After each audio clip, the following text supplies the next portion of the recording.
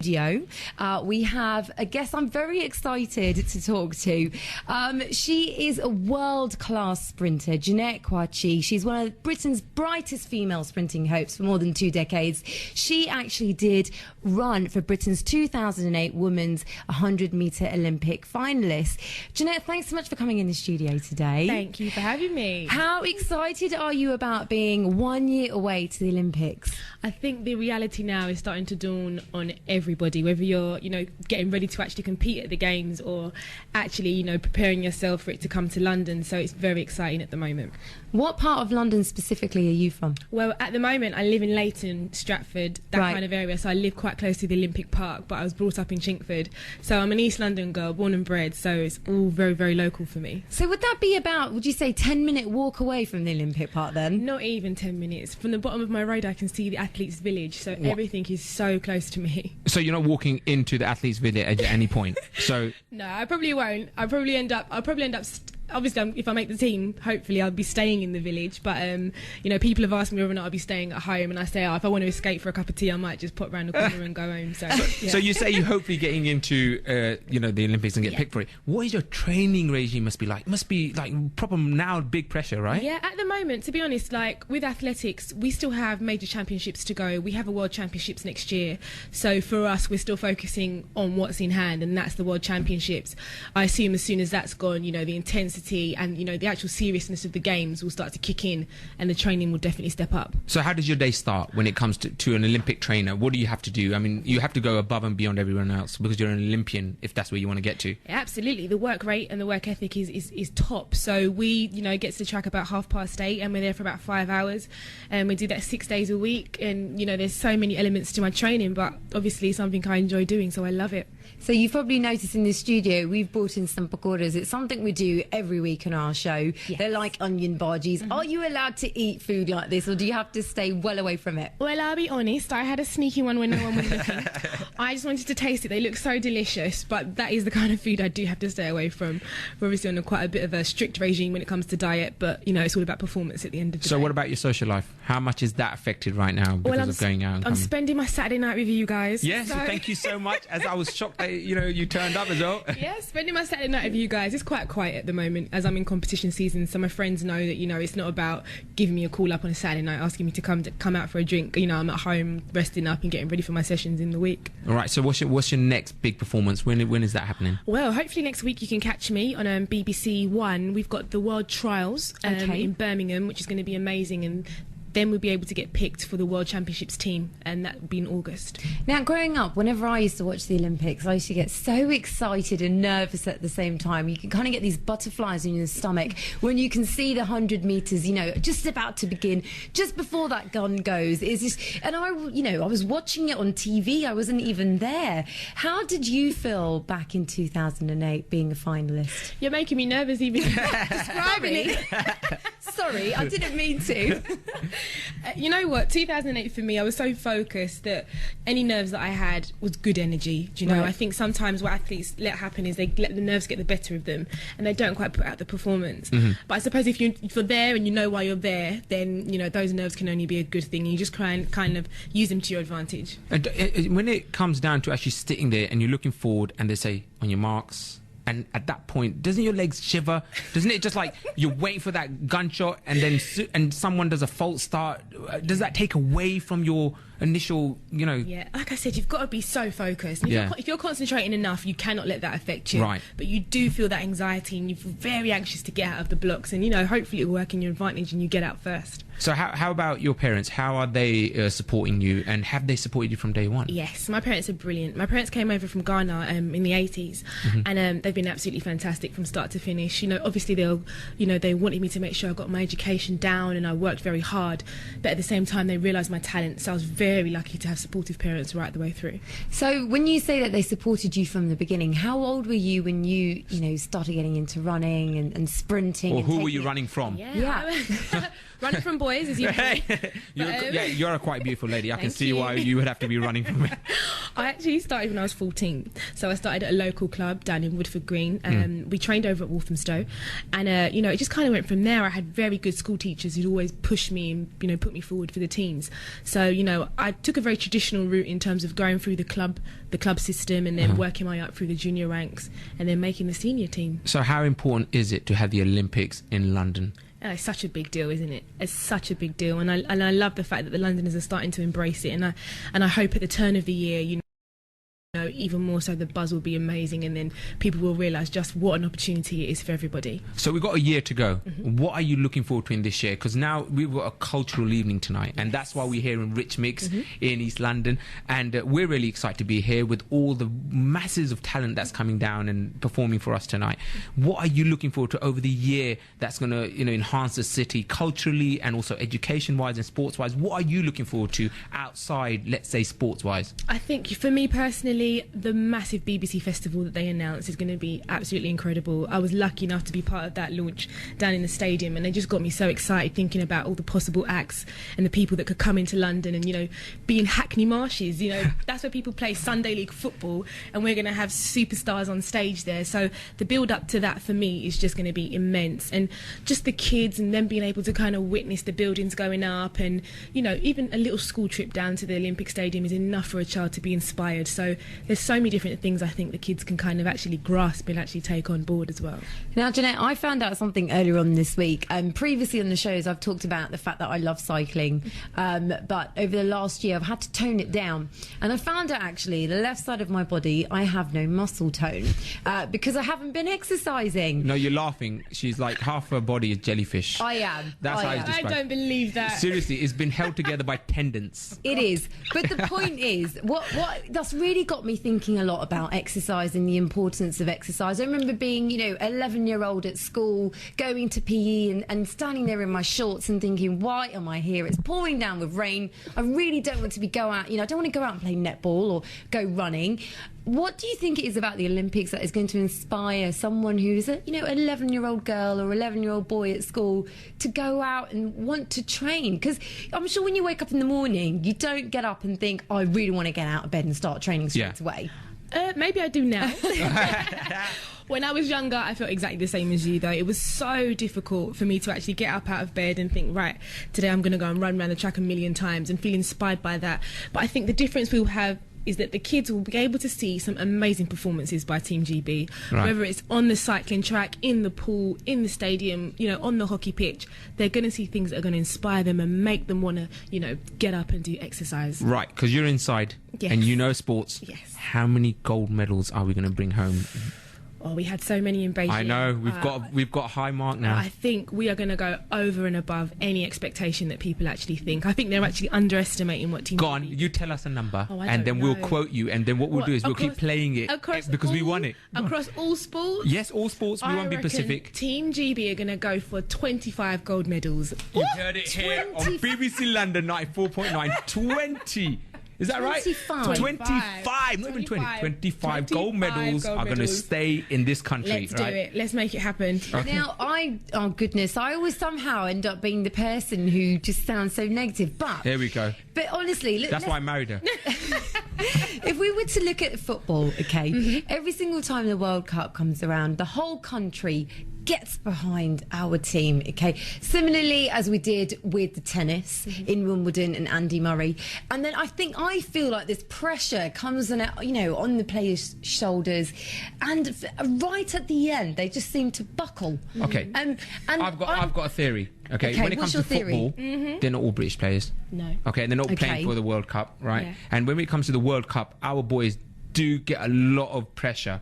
All right. They do. All right. So when it comes to GB, now the pressure's off because we're already on top of our game here, are we not? This is one thing that we can actually do well. I actually believe, looking at Olympians and Olympic sport, might be a bit controversial. Go on, be controversial, we like it. We have maybe a little bit more pride. We go out there and we actually believe that we can go and we can do something really well. Athletics, cyclists, swimmers, and we just do so well every time. It's only every 4 years, isn't it? And we just make sure that we train our hardest to make sure we can bring home the gold. But you say that, and this is what I'm thinking about now, because obviously Olympics 2012, it's coming up to, a year to go. Do you think, and I really really want, and I'm not trying to put you off and get you really nervous, but going forward to next year and to, 2012, do you think that we may just buckle at the end? Because, there's a lot of pressure. The whole world is going to be looking at London. She's so negative. I'm not trying to be No, you know negative. what? No, we're going to win. I'm with you. Don't even answer. Yeah. You know what? We're going to win, right? Okay, I believe so. No Sonny. pressure? I believe so. And I believe that Go on. there will be no pressure. There may be one or two individuals who feel the pressure. But they are working so hard with Team GB from now to make sure that we've got coping mechanisms for stuff like that, for big crowds, for any media hype. They're really helping us in making sure that we kind of tackle all those issues. That's something I wanted to talk to you about. Sometimes you could be going out and you could be in a festival and you're surrounded by 1,000 people and you see someone up on stage and you think, wow, this is quite intense. But how do you deal with such a big performance in a stadium with thousands upon thousands of people looking at you? I mean, is that something that you switch off and actually they're not there, or do you feel their presence and it gets you going? I tell you what, you feel their presence when you actually walk into the stadium. Right. So, for example, in Beijing, there were 91,000 people in the stadium. That's more than what will be in the London stadium. But as soon as the starter says his commands for everybody to come to the marks, it's silence. Okay. So straight away Tunnel you're vision. helped. It's tunnel vision. You're ready to go. But as soon as the gun goes, the noise comes back up again. But by then you're running anyway, and you're just going for it. And it's over. And it's over. when you cross the finishing line, Yep. and you like, do you actually remember any of the race? What? What was that? That's trying to catch your breath. That's just terrible. That's what happened to you when you first saw me, Shay. Think back. Okay, you say so now when you go past that finishing line, do you actually remember any of the race at any point? Do you have any idea who went past you or who's behind you, or you I just? think any athletes who are listening in will probably agree with me. If it's a good race, you don't remember anything. If it's a bad race, you remember everything that went wrong in that race, whether it be your start or your finish. But good runs are normally just from start to finish, pretty much tunnel vision, and you just don't remember anything. You just said good runs. One of the best runs I've ever seen in my life is Bolt. Of course. All right, that guy is a Bolt. He is. Lightning A bolt. brilliant Lightning. name. And I'm thinking, what's going on? And why has he got that edge? What is he eating or drinking? Is he doing that Rocky diet where he wakes up in the morning, opens 5 eggs, drinks them raw, and then he goes out on a run? I doubt it very much, because in Beijing I saw him eating chicken nuggets. What? Goodness me, chicken nuggets. Did you not say, what on earth are you doing? I don't think I had to. He was in such good shape in Beijing. But then I think that, he trains in Jamaica, beautiful climate. He's very talented as well, has an amazing physique, and he's just able to use it to his advantage, which kind of gives him the edge. So when it comes to training in this country, are we at a sort of disadvantage with the weather? I think it makes us a little bit harder. I think it makes us a little bit grittier, a little bit harder. I remember when I was in the final and I was lined up against all the girls, I was the only European girl. So all those girls there trained in Miami, California, and I was from London, and I thought, it gave me that little bit of edge, and I just felt, East Londoner. Yeah, I'm an East Londoner, and I felt really good about it. So, it makes us a little bit tougher, but we just got to step up our game next year to make sure we can win. I'm going to talk to you about something which is a bit of a ladies' side of things, Sonny. I don't think you would have even considered this. I know a lot about ladies. this. I like ladies. I know you do, but one thing that the first absolute thing when you watch the Olympics is the outfits. There'll be someone commenting and saying, "I can't believe she wore that. What happened to her she hair? didn't wear that. Why didn't she wear enough?" If you see what I mean, have you started thinking about outfits? How important is that as part of the planning? Well, we all get our uniforms. Obviously, they're made for Team GB, so we won't really have much say in terms of how much what style we will get to wear. What you can determine is what you wear, whether it be a crop top or a vest top, some shorts or some briefs. So we can mix and match and kind of look nice. But I think with the girls, we kind of do hair and makeup to make ourselves look pretty. But if you don't really care about none of that, you just roll up out of bed, brush your teeth, and off you go. There you go. So, it's down to the individual at the end of the day. And the outfit itself, it must be streamlined. It must be, up to the fabric. Is it up to standard, what you need so that you can't sweat, and so it helps you go forward? What is the material made of? Yeah, the manufacturers make sure that, this scientifically proven to make sure that, there's no resistance when we're running or, no disadvantage. So it will be your normal cottons and polyesters, but at the same time, it will be, designed in such a way and fitted in such a way that it doesn't affect you when you're running. Have you still got your old outfits? Of course, I've got all of them. And you fit into all of them? Of course, if not, they might be a bit bigger now. lost a bit of weight, you know. Sleep. So There you go. I want to talk to you a little bit more about your parents. I know you were saying that your parents came from Ghana. Yes. When Sonny and I first did our first ever show at BBC London, our parents were screaming, and, you know, they were enjoying it. I'm sure your parents must have been like that for yourself on your first ever run. How was the reaction from them? And is it still the same today, all those many years on? Oh, it's got worse. It's absolutely worse. I've got one of those mothers where, you know, the screaming so loud you just can't be in the same room when she's about to watch me race. And I remember when I was actually away at the Olympics last time, I couldn't speak to them. I only spoke to them twice, just because they'd make me so nervous. Okay. So I only called them once or twice, and then I rang them after the Olympic final, and I found out from my mum that my dad actually couldn't watch the race. He had to go outside and watch from behind the door because he was so nervous. So, you know, for them it's just such a big deal. You know, they just, like I said, they came over you know, nearly 30 years ago, and for them just what they've been able to do and, you know, work with me and my younger brother and sister is just amazing for them. And what's your younger brother and sister think about how far and what you've achieved? Yeah, they're brilliant. Louis and Chelsea, they're absolutely fantastic. Chelsea's actually 14. She's the age that I started running at. Yeah. Okay. She's very talented, but she, you know, she doesn't really want to do it. She doesn't want to run from anyone. She's like, I'm all right.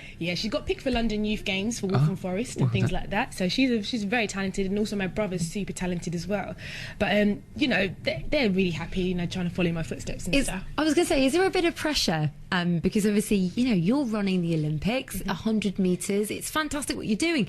Is there some pressure on your brother and sister? Do you put that pressure on them? I don't when really. you're out training? No, my little sister, you know, she'll ring me, she'll send me a text saying, no, I don't want to do it, I'm really nervous. And I'll be like, you know, you should just go out there and enjoy yourself. If you don't want to do it, don't do it. Yeah. The pressure now comes from my mother. Okay. Okay. That's the way the pressure comes from. And she'll be like, Chelsea, you better get up and go to the track. And, you know, Chelsea doesn't want to do it. But Does know. your mum break into accent when she really wants to get serious? When she's ready, not only the accent, she gives you the dialect Go as on, well. please give us an I example. don't want to embarrass myself. You're not embarrassing yourself, seriously. You must have heard it so much. You have the Ghanaians calling up and saying, get that English girl off the radio. It's brilliant. I love the fact that it's like a family affair, though, isn't it? That's the whole point. It's not just you getting up and getting out. You know, your family's involved, whether they're screaming at home watching you. How do your friends feel about it? Is there any competition between... I actually really want to know this. Is there any competition between the girls in the GB team? Oh, of course. Yeah, absolutely. We have, you know, we have our very, very competitive, like, we have very good rivalry, you know, against the domestic girls. But, you know, we still have to run a relay together. So at some stage in the competition, we have to come together and work together as well. So I think we've kind of got that, you know, down to quite a fine knack of how to be able to switch it on and off when necessary. There's no maliciousness, you know, against... Are you friends with them after everything, all training finished, or do you go your separate ways and you come together in competition times? One of my training partners is also one of my rivals as well, so we're very close. Her name's Ashley. But you know, the rest of the girls, we'll have a chat, but it's not really, you know, something we take away from the track. Now, sorry, Go for it. I'm just going to ask you because you're a young lady and you're really beautiful. Thank you. And you are so talented in every way that I can imagine when you're running. Okay. He's turning on the charm. No, I just wanted to answer Ned's question really. I just want to know, how do you have time for all those men that are after you, or is it that special someone who's keeping you calm and grounded. supporting you? Wow, Sonny and Cher, I think I might give you the job of finding me that special someone, because he's not here yet. Really? So yeah, I think for me it's a matter of actually just being focused and concentrating. Okay. You know, and I was having a relationship conversation with my dad the other day, and With your dad? My dad. That's I know. amazing. And he was on the lines of, you know, well, Jeanette, just concentrate on you, focus on what you have to do, and those things will come in turn. But Do you think actually when you're, you know, as women, when we're young, we're focused, we know where we're going, especially for yourself, there's a really big goal you're aiming for, that actually things like socialising, boyfriends, friends, it's not important. Are you just completely solely focused on that one aim, and that's what you're going to go for? you can be completely focused on that one aim, and most of the time that is the case. But, you know, sometimes it's quite important to have a bit of a balance, you know. If you don't have that balance, sometimes, you know, it doesn't work in your favour, just concentrating on your goal all the time. And again, that's where your friends and family come in terms of support. And I've got a fantastic training group and a wonderful coach who, you know, are able to kind of give me all of that balance. So if you weren't running today, what do you think you would have been doing? Because I'm always really intrigued. I mean, what you do, it's obviously so consuming mentally and physically. But when you were 14 years old, did you think all these years on, this is what you'd be doing now? I had a fair idea that I would probably do something sports related, because I absolutely adored sport. I never knew that it would get to this level, which just amazes me. It was always a dream as as a young girl to be an Olympian, but I studied politics at university, so maybe I don't know. Right. Maybe so you might that'd be really nice. So would you stay in London or would you go out? I'd probably stay in London. I work for the Londoners. Of course. Yeah, of course. The next mayor. Oh gosh, The first lady mayor. That'd be great. I'll vote for you. Oh, thank you. If I could catch you, I'd give you the vote in your hand. Give me the vote. I'll just have to drive you on you. Like, congestion charge. Have you paid? Fantastic. So, Jeanette, is there any sport that you enjoy watching in the Olympics, aside from obviously what you do in terms of the 100 metres? I tell you what, I think some of the listeners will be surprised. I actually applied for tickets. I was one of those athletes. Yeah, everyone had to. Yeah. I put an application in for tickets, and I got £76 worth of weightlifting tickets. Nice. Which is, I think India did that one. Yeah. Yeah, and the Indians are very good at weightlifting. So I'll be handing those out to some members of my family. But weightlifting, BMX, some of the swimming and the cycling events are really exciting for me. So, when it comes down to, you just said hand it out to your family. Now, you're a Londoner, and you're proud to be a Londoner. You're for GP, but you're also Ghanaian in some way, shape, or form. You can't run from that. Nope. All right? That's the one thing you can't run from. You could try really fast. You could even be Bolt, but you still be Ghanaian in some way. Yes. How is the community of Ghana supporting you in England? They're fantastic. They are fantastic. I've had a few aunties saying, you won't run for Ghana. And I'm like, I can't, auntie, I can't do that. And, I'll get a few scornful looks and a little slap on the wrist, but they're so supportive and they love exactly what I'm doing. Really? Do you know what?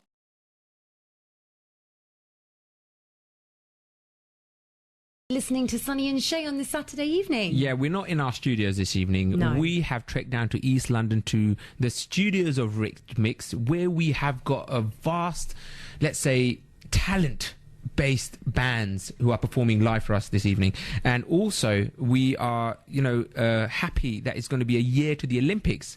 So, Janet, Yes. you've got a year to the Olympics. 1 year to go. You know what I mean? So, before we go into that, Amy Winehouse was a Londoner, like yourself. And the news today is a bit sad. Do you have any memories of her? Or I am so touched by her passing. It's just unbelievable. I've met her once or twice, and for her to actually, be actually gone after being so troubled, it's still quite a shock. And her music just, will live on. She was iconic in terms of UK. She definitely was iconic, but I think something about Amy, similar I guess when you watch the Olympics, is she was so mesmerising to watch. You wanted more of her, didn't you?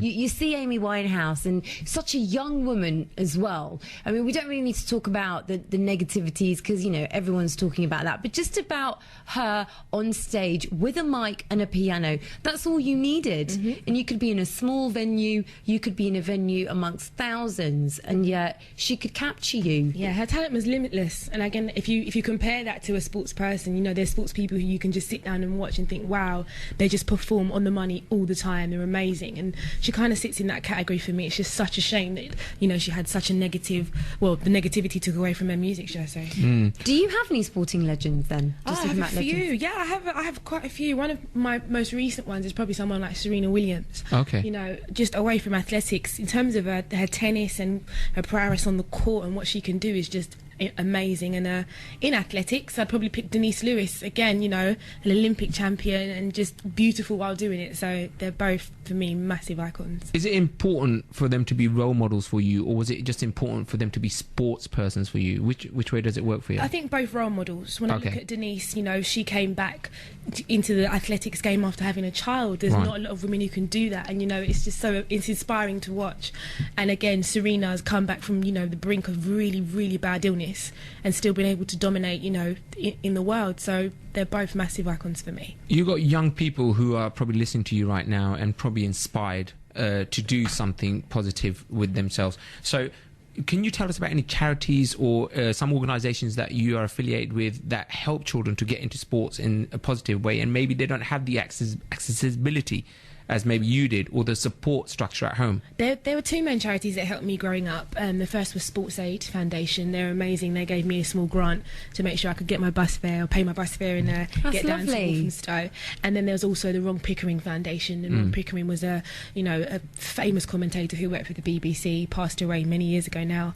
But he has a foundation that supplies and, you know, equipment and gives money to loads of children across the country to get into sport. So, you know, those are the kind of charities that, you know, you could never forget because they kind of gave you that kickstart.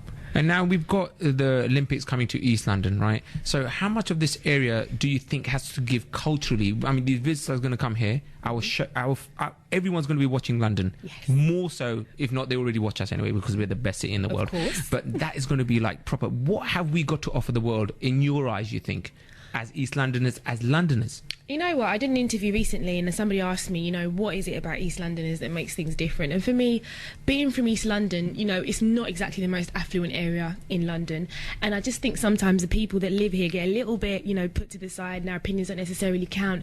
But we've got some of the best people that come out of here, you know, in terms of sport, in terms of modern music and the arts, and even our taxi drivers and our cabbies are the people who, if you want to know where to go, you ask an East London cabbie and they'll get you there, you know. And it's just, and I love that familiarity of London that, you know, reigns within East London is just something that you can't buy. Because East London had a film festival recently, and it was structured around East London Film Festival, and there's a lot of vibrancy in the city. And what do you think that in the year to come we are going to excel in when it comes to the arts? I think, what do you think that we're going to bring to the table that besides the sports we're going to entertain these people who are going to come here? Again, I think it's the music. I think definitely it's the music. You know, Tinchy Strider is an East London boy from Bow, and he's already got, you know, the Torch theme tune that he's actually, you know, put out, and that will be the official theme tune for the Olympics.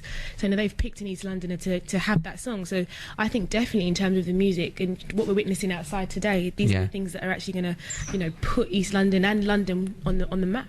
Talking about music, when you train, is music a big part of what you have in your ears? I mean, because some people don't like to have music, they just want to get out there and train and be at one with nature, but other individuals do like to have music in their ears. How do you train in that sense? For me, I cannot train without my music. My coach goes crazy because I've normally got huge headphones like we're wearing now. I've got huge headphones on my ears, and I'm blasting the latest tunes and really trying to, you know, get down and stay focused, and, you know, motivates me so much to work out. Who are you motivated by at the moment, music-wise? Oh, I love Beyonce's new album at the moment. I think that's such a shaker for me. I'd really get up and I'd do my dancing whilst I'm meant to be warming up, and anything that's got a beat, a driving beat, and something that can really keep me going.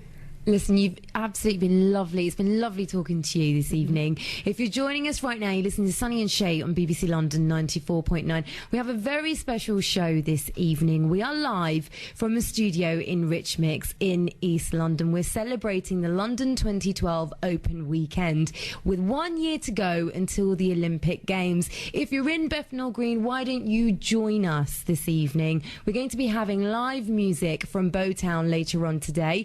And Jeanette, will you come back later on after 9 o'clock? Yes. Because I've got a lot more that I'd love to talk to you about, especially about the arts. We haven't really spoken much about that. We haven't touched on that at the moment. Okay, cool. So we'll be... Shay, it's just your perfume. I think that's what keeps magnetising me back to you. It certainly does. If you're just joining us this evening, we've got a very special show. We are live from Rich Mix in East London this evening. And we are joined by an Olympian.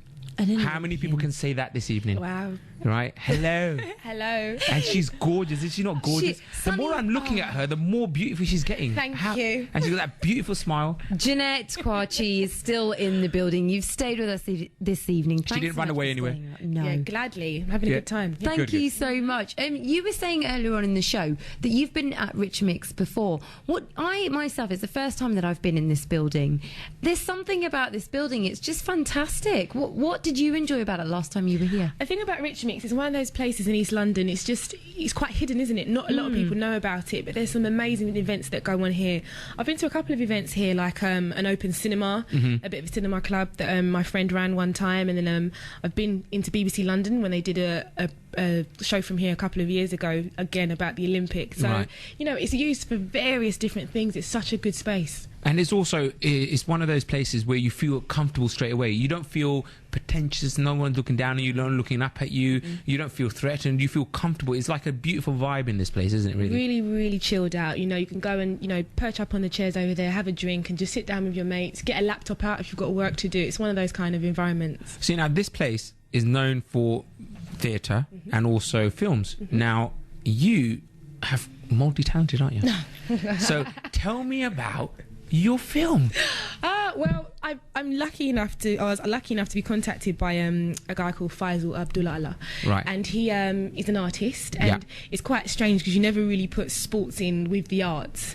And he was making a short film about breathing and pollution in space, and so he was quite interested in finding out how myself as an athlete viewed pollution within London, training for London, and he made a film about that. That's interesting. So he got experts to talk about breathing, and he got me to do loads of my running drills, and it was very visual, that and it was fantastic. It got shown at the YouTube a few weeks ago, and it was a big premiere, and it's done really, really well, and he got a bit of coverage out of it. So that's me moving away from sport and looking more into how sports can be related to the arts. And stuff. And I don't see why it shouldn't be, because one of the greatest movies of all time are sports movies.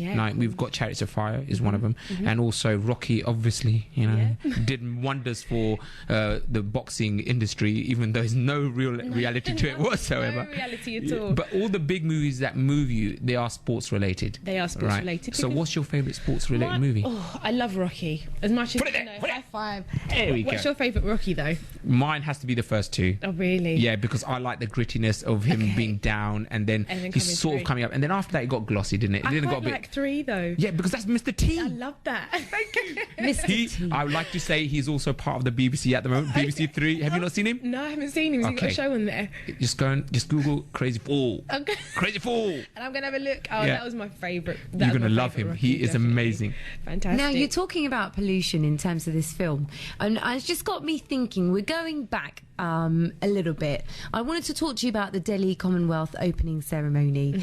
At the time, Sonny and I, we are Indians.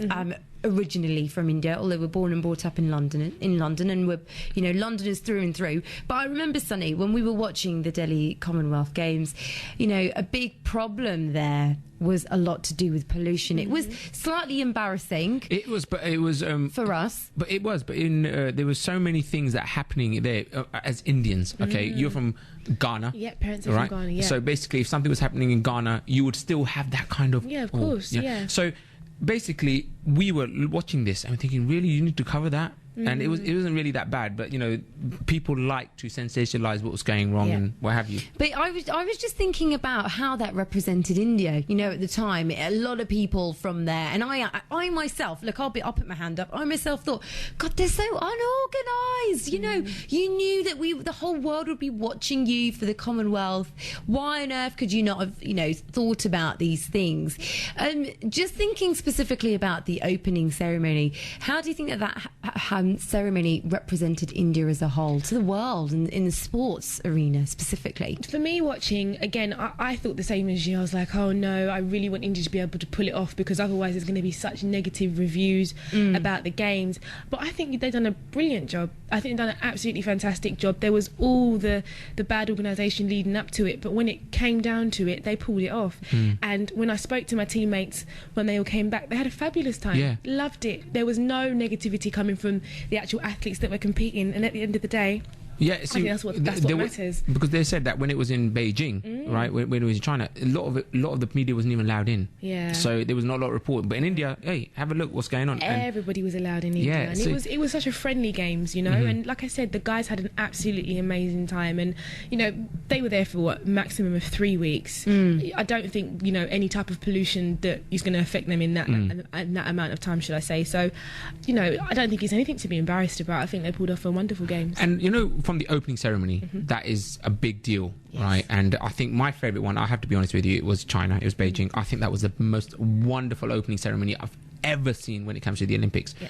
We really got to bring up our game, right? So what do you think, or if you know from the inside, what have we got coming? That do you would think? Be absolutely top secret. I don't think anybody knows. I'm not sure that Locog even know. I don't know what's going on. But the Chinese, they spared no expense, did they? They absolutely just went for it. And unfortunately, as part of the team, I wasn't in the actual opening ceremony itself. Okay. Yeah, how it worked was that the athletics team, we were still on our training camp, so we watched it on TV just like everybody else.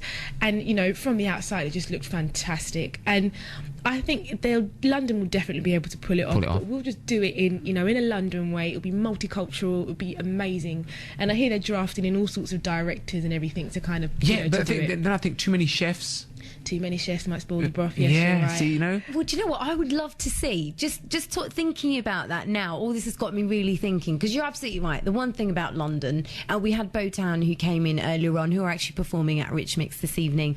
They were talking about the fact that their music probably couldn't work anywhere else in the world because London is so multicultural. Yep. So if we're talking about the opening ceremony, I would love to see some Bhangra dancers, you know, some dolls, which are the Indian drums, maybe Bollywood dancers or some African drums, you know, something, I guess, which is so seen and, you know, you do, whether you're walking down the street here, international music in this country. Do you think that is something that we will definitely have for the ceremony? So. I think that's perfect, Shay. Sorry, I think that's perfect. It's just, for me, London is international. You know, there's so many different communities that are here that, you know, the African dancing, the Asian dancing, everything coming together will just show you this is what modern day London is all about, and that's what you want to show the world.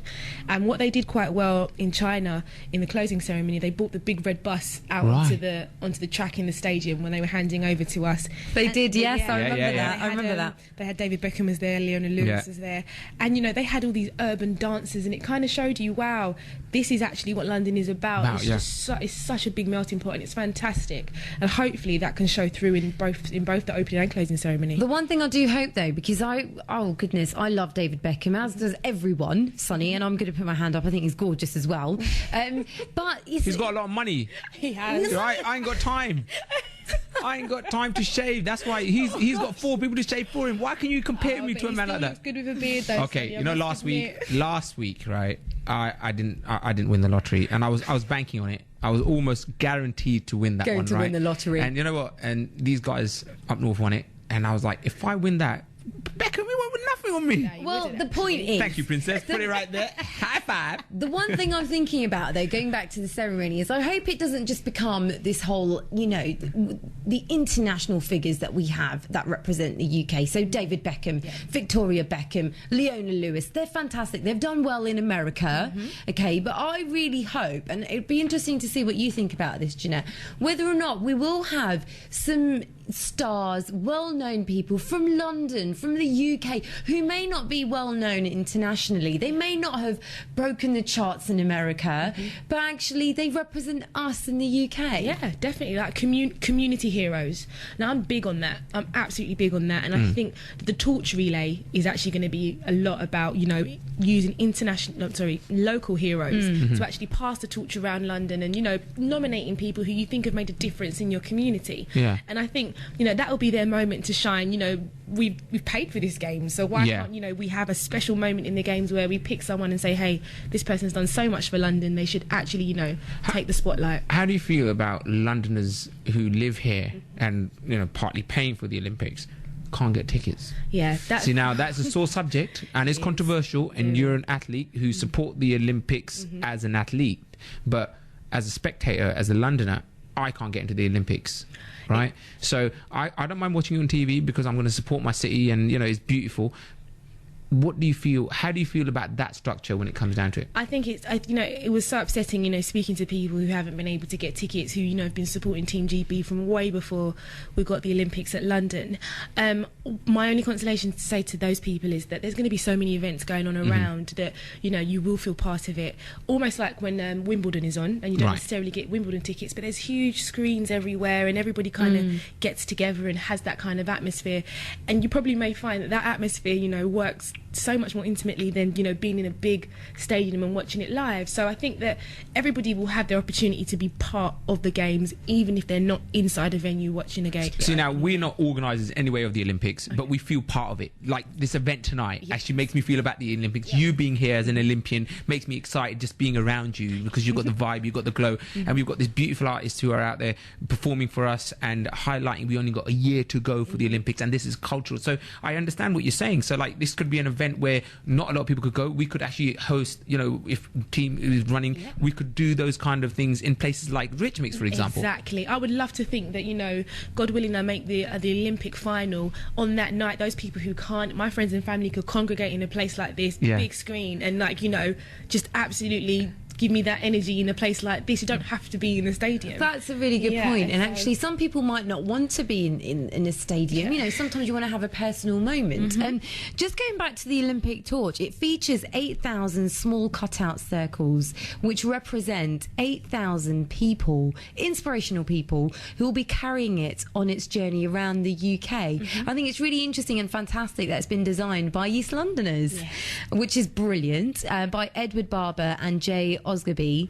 Now, they actually won the opportunity through the London 2012 organising committee, which I think, you know, is great because, like you said, it's involving people. One thing that Sonny, no one's ever really mentioned, is Sonny's uncle, actually, he's similar to your grandfather, did hold the Olympic torch. Years ago. He was actually one of the ones who ran with the Olympic torch years ago. We're talking, God, what year was it? 1970s or 60s, maybe. 60s, something like that. Yeah, so that's something that, you know, my family hold really to this day, but they haven't got a picture of it because we couldn't afford a camera back then. At the time, Yeah, so it's just like this historic moment happened, and I'm sure there was somebody must have taken a picture somewhere, but they were like, oh, who's this Indian guy running around, right? I don't know him. And they probably put it to the back of the thing somewhere and never brought it out again. Oh, wow. So I'm just thinking that, you know, so hopefully if someone is listening and you've got an Indian guy holding a torch running. Sonny's uncle. Yeah, that's my uncle, by the way. It's probably black and white as well. It's a black and white. But that's the thing that I love about it. Look, we're talking about nearly 40 years ago when Sonny's uncle, you know, he was involved, even in a small part, but it was a big part for our family. In years to come, we'll be looking back at the Olympic torch and we'll be talking about our cousins, our friends, someone that we know who's been involved. Your family, now we've talked earlier on about the fact that your family is also back in Ghana as well. And do you think that, you know, if you get into the Olympics in 2012, that they will be screaming and holding that UK flag for you? Oh, I don't think they're going to hold the UK flag. I think they'll probably tie both. They'll tie the Union Jack to the Ghanaian flag and then wave. Oh, okay, yeah. I think that, you know, they did that in 2008, and I went back to Ghana in 2008 actually just after the games, and the reception I got was immense. You must be a superstar out there, right? I'm not really a superstar. Come but, on. No, they've got their footballers, they've got their, you know, Asamoah Gyan. But you're an Olympian. I know, it doesn't quite count. I don't know, man. Doesn't quite count, but you know, for me, the fact knowing the family supporting me is just such a big deal for me. It makes me really, really want to do well. Has your mum or dad ever sat you down and just said, look, if you're tired and you've had enough, it's okay? No, I don't think they would say that. Not now. It's too late. No way. Too far Not into my it. dad. I had just before I went out to the games, he did this speech, and we all sat down in my bedroom, and he sat me down in the bed. He said, Jeanette, when you go there, all I want you to do is just run. I said, Dad. I love it. I said, just run. I said, all right, I'm going to run. There was no technical advice, no psychological advice, just run. You know, sometimes the simplicity of things like that just makes you actually just get up. Yeah, exactly. That's what you're doing. What doing anyway. Don't worry about your angle. Just run. Just run. Just go for it. Just run like you're someone a fiver. That's it. Right, It's more than that. Just absolutely go for it. And you know, they're really proud. I remember coming back, you know, from the games, and walking back through arrivals, and he jumped over the security barrier to come and get me. Things like that just made me think, wow, like, you know, I'm making my parents so proud. Yeah. And what about, let's say, how are you gonna, you know, when it comes to your age now, like, how many more years have you got left? I mean, can you do another Olympics after this one? I'm sure you can, right? Probably could do another Olympic cycle. I could take it up to 2016. I'd be about 33 when I compete there, which, you know, for most people is probably an age when they decide, you know, they want to retire. But, you know, 2012 is opening so many opportunities up. I don't know what could come after, so it's just a matter of, you know, literally dealing with each year at a time and just seeing how I feel. So your experience with the filmmaking, how did you find that? Did you find that a bit more strange, or was the mentality the same as, you know, dedication and, you know, the repetitiveness of probably achieving that shot, for example? It was a bit different, very, very different. I think with the arts, it's not as straightforward as sport, is it? With sport, you know, you get told to do something and you do it. With arts, you know, sometimes it might be better if you do this, or if you tweak it a little bit like that. So there was a little bit of repetitiveness, but, you know, all the same, something very different and something I did enjoy as well. Jeanette, it's been fantastic speaking to you this evening. I'm not just saying this when I say you've been inspiring. I mean it. No. Right. I mentioned earlier on, you know, I have stopped exercising the last couple of months, and, you know, therefore jellyfish. I'm a jellyfish. I have no muscle tone. I'm 100% fat on the left side of my body, and I'm not even joking. Brilliant. But, you know, if someone's listening to you now and they've been really inspired, and I'm generally, you know, or they're thinking, actually, all right, tomorrow I'm going to get up in the morning and I might just go for that run. what is the one thing that you would recommend that they should have in their mind when they're thinking, I cannot be bothered to go running right now? Just stick to your purpose or your goal. It's always important to remember why you're exercising, whether it be for your health reasons, you know, for body image reasons, or for anything. If you're doing it for a charity, you know, preparing for that run, just always have your goal and your purpose in mind, and it will always inspire you to get up and go and do it. Thank you so much for coming on BBC London 94.9. We wish you the very best of luck. Thank you. And I want you to promise us next year you'll be back on the show with your gold medal. Oh, wow. I'll swing it around in here. No, you're going to come in with it, right? Don't swing it around, it flies off, right? Because you know when that goes out your hand, it ain't coming back. You're listening to Sonny and Cher on BBC